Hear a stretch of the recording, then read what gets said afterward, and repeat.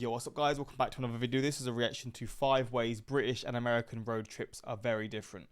I think you could do a video on this and do 100 things, 100 ways how this is different, you know, because in the US you could be driving through different terrains, from swampland to mountainous regions to, I guess, just flatland to desert regions to just loads of different things, right? And it could be all within the space of a few hours. In the UK, you're going to be driving through pretty much the same stuff no matter what. It's going to be green, it's going to be flat.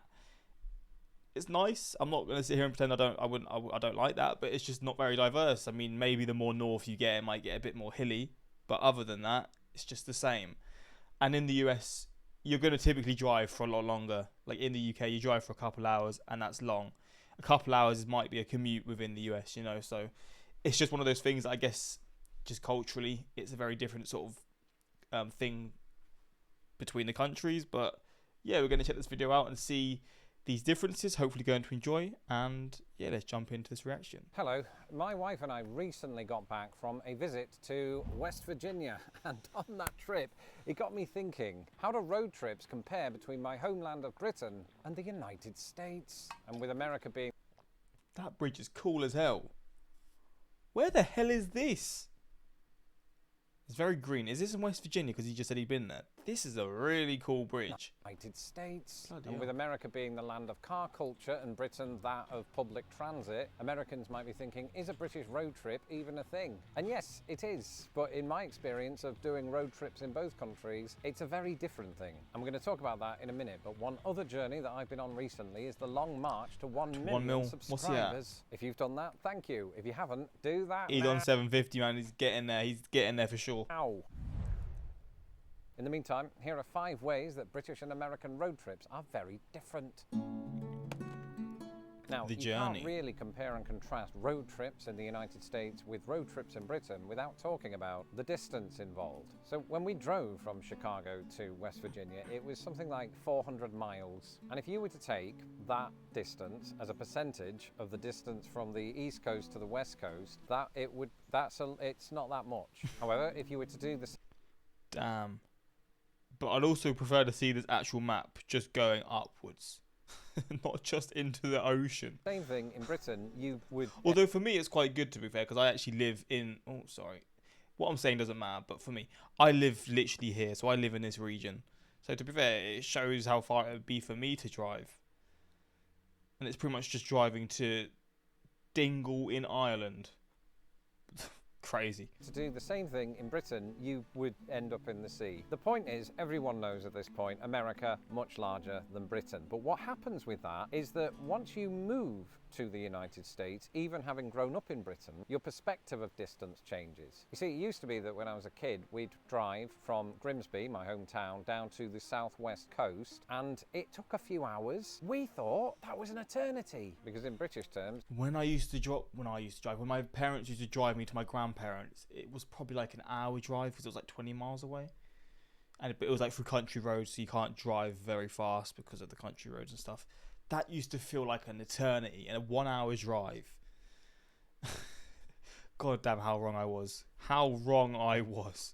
That is. Remember, we're a country that's the size of Wyoming. But what struck me on this road trip recently is that I didn't really consider it that long at all. I mean, granted, I am now in my 40s, so my lower back felt it, but my brain didn't. You know, it was as if this was a normal thing to do. Of course, while I'm on the road, I get the peace of mind knowing that my name and address are far from the clutches of data brokers. Oh. You've probably heard me talk about them before. Secure in the brokers bag. are those Here's the link to it. giving my subscribers 60% off their annual plan. Head to incogni.com/lostinthepond to get your discount and to thereafter protect your data. The link is in my description below. Personal Of course, there's one space. thing that I think probably helps Americans get used Oh, I guess bigger cars, possibly. to the idea of driving a bit further than we might in Britain, and that's the size of our vehicles. Yep. I may have mentioned it before, but not only is the country much bigger than the United Kingdom, but so are the cars. Not for us, we have a Prius. But you will see on American roads plenty of either trucks, which is great for transporting stuff, or those minivans. Now that's not to say that we don't have either of those two things in Britain. They're just not as widely embraced as they are here. I've experienced this. I've travelled again to West Virginia years ago in a minivan because we had multiple multiple people coming with us. And honestly, it was hell now that I think about it, because there were too many people. We'd overestimated the space. But I could see a situation in where the minivan would be great. I'd have the whole 3 back seats to myself, and then everybody else has to squeeze together in front of me. Because that's just who I like my personal space. America gives me that. Just not in a Prius. In Britain, we're all about smaller vehicles. I think when I was a kid, we had a Fiat Uno, tiny hatchback, and I remember we drove fairly long distances in that. Of course, I was a child. I did silly things like, lift my legs up onto the seat, or put them across my brother, or in my mum's face. And I was smaller, so it was easier. I mean, this is doing a disservice to our larger vehicles, but the point is, pound for pound, you don't have quite as much space in British cars, so it's a good job we don't drive as far. True. But another thing that helps put into perspective the long distances that we may or may not be travelling is how we pass the time. I've noticed that it is like I Spy and all this sort of stuff. a common feature of road tripping in either country to play a game. It's just that the game in question may well differ. Take, for example, Road Trip Bingo. Played in both countries, this is where passengers whip out a bingo card and check off the things they see. Whoever completes their card first wins. However, it's become clear that the items on a US bingo card don't always match those. I've never even seen this in the UK before. So I guess seeing like a British flag, a horse, a cow, a cyclist, a train. In the US is McDonald's, UPS. UPS you could find in the UK as well.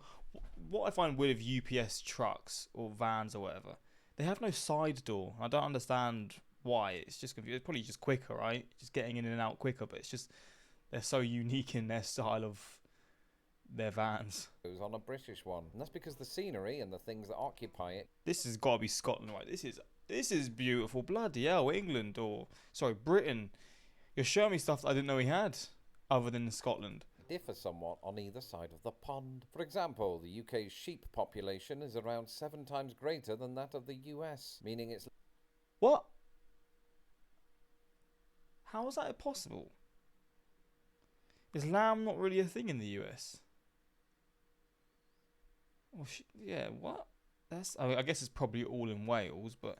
Wait, are sheep's just very stereotypically a British animal then? I don't even know that. I know they're very like Welsh for sure. There's some stereotypes there for sure. But I didn't know there wasn't many sheeps within the US. Sheep population is around 7 times greater than that of the US, meaning it's literally impossible to have a road trip in the UK without seeing them a lot. Then again, unless you're driving through the 4 states that have banned it, the same thing might be true in the US when it comes to billboards. I became aware of a game growing up called Spotto, and this is where you basically look out for a yellow car and then the person who sees it says Spotto. After I moved... I used to do mini no returns. Basically, you see a mini and you punch someone in the arm, or you get punched in the arm. Same with yellow cars. Yellow cars and minis, you basically just punch someone in the arm when you see it, and you say no returns because you're not getting punched back. That's the games that I grew up with. Moved to the US, and I was driving around with my wife. She brought to my attention something I'd never heard of called Pediddle. And believe it or not, that's not something that you do at a rest stop.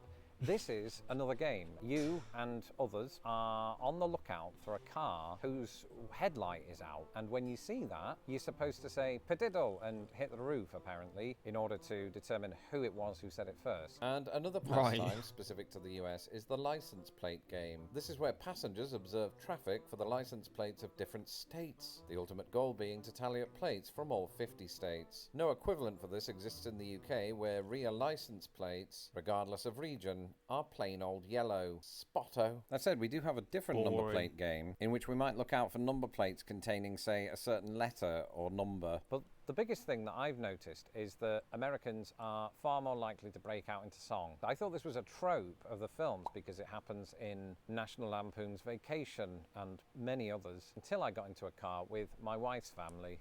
I've just realised minis are a British car, aren't they? So you're probably... I don't even know if minis are in the US. Mini Coopers found in the US? I don't know. Are they common? Because I'm saying mini no returns, but I don't even think they're really really in America, because America just typically has massive cars. What about the original mini? what was that called? Wasn't that using like racing? It doesn't matter. I just know I was saying about the game that I played about mini no returns and punching someone or getting punched yourself. But I don't know if you guys even know what I'm saying. I'm talking about a mini car. Although I think the old school minis, maybe they're a lot more recognisable, but I'm not sure.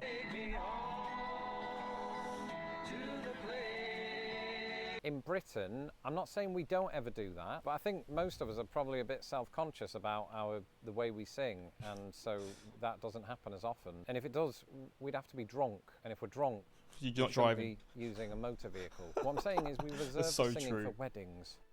That is so damn true. Now, it's one thing that Google Maps will tell me, ooh, look, it's 9 hours to travel from here to there. But what that doesn't take into account is the fact that you're going to have to stop a lot, especially since we have a dog with us. So along the way, we got out at what Americans know as rest stops. And a lot of the time, rest stops in the United States are sort of small buildings that usually house some bathrooms, as well as pamphlets displaying places to go in the local area. Occasionally, of course, you do find those larger rest stops that have a full-on food court and things like that. They exist as well. In Britain, there are one or two major differences when it comes to these outlets. Firstly, they're not called rest stops. They're called, what are they called?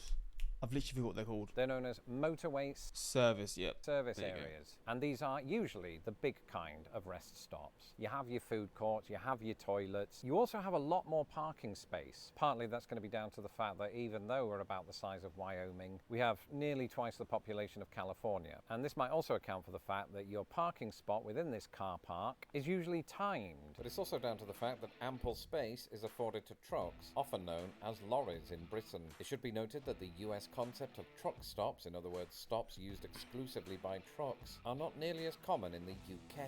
The other thing to note here is that at British rest stops there's usually a hotel attached to it in case you need to stay there overnight. You don't typically find this at American rest stops because most towns or cities have a complex of hotels somewhere in its vicinity. Well, there you go. Britain also has hotels. Motels aren't a thing in Britain though, are they? I don't think I've ever seen a motel in my life. The likes of Travelodge and Premier Inn. And I'm not going to spend this time boring you with the differences between British and American hotels because I did that in a previous video. But what I am going to say is that there's a cheaper alternative in the United States that a lot of road trippers capitalize on, and that alternative is motels. Motels did originate in the United States as a portmanteau of motor hotels, and they are bog standard. About the term I would use for every motel that I've ever stayed in. There's no swimming pool, there's no jacuzzi or hot tub or anything like that. It's basically just a room, and then you've got the manager's office. It's like in Psycho. We've all seen the Bates Motel. Most motels feel like that. I've never been murdered, as proven by the fact that I'm still doing this video, but I have felt like there's somebody in the room with me, and it's usually my wife, and everything's fine. From the British side of things, I have two things to say here. Firstly, because we don't travel such great distances, there might be an argument that we don't really need to stop off anywhere en route to where we're actually ending up. So a lot of the time we don't end up making that sort of overnight stay in the middle of our journey. But if we were to do it, in my experience, we used to just check into one of those Premier Inn hotels or a travel lodge. Now, I'm not entirely sure if that's normal among all Brits who travel, or if it's just another indication that my family is really middle class. Anyway, let me know in the comments if you've been on a road trip in Britain and America and what your observations were. In the meantime, I don't think I really have been on a road trip. I've been in car journeys that have been a couple of hours, but I wouldn't say I've ever been on a so-and-so road trip. In the USA, at least half of the motels do have a pool. Whether you'd actually want to swim in that, that's another question. Well, damn. Bloody hell. Drive 100 miles in the US and you've barely started. Drive 100 miles in the UK and you'll find 3 different accents and 5 new words. This is what I find mad. Like, to me, Britain, or just England honestly, because that's where I literally stay the whole time. I don't go to Wales or Scotland other than twice to Scotland, and that's it. It doesn't feel small to me, but then you compare it to the US and it feels tiny, but it's so weird because in how I sort of live my life, it just doesn't, the country doesn't feel small. It's so weird. It's such a weird one. One slight correction, cars are perfectly allowed to stop at truck stops, and they are often the best place to stop with the cleanest restrooms and the best selection of snacks. Lawrence, you forgot to mention the packed cooler people take on road trips and roadside picnics. I'm an American living in Gloucester, England. My friends have many times suggested a road trip to Bristol. 45 minutes. Well, there you go. But yeah, hopefully you guys enjoyed this reaction. And yeah, until next time, like, subscribe, and peace.